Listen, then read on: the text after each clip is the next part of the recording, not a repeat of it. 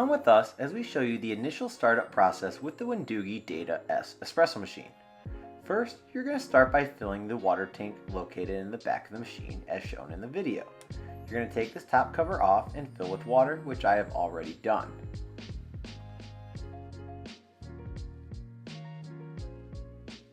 Next, go ahead and power up the machine with this little toggle switch at the bottom left side of the espresso machine. Once you have logged into the app, you're going to click the M.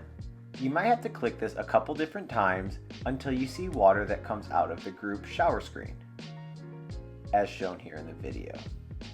Once you see the water come out of the shower screen, you are ready to proceed to the next step.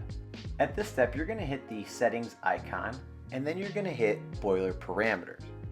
And inside of boiler parameters, you're going to see steam heating, and you're also going to see brew heating.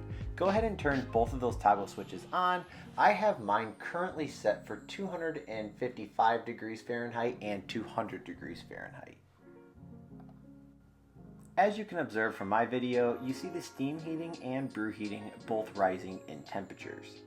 This is what you want to see. Next is the water shortage alarm. If you are using the tank, I would always toggle this switch on. If you are using direct-plumbed, I would turn this toggle switch off. Thank you so much for watching and enjoy your new DATA S Wendougee espresso machine.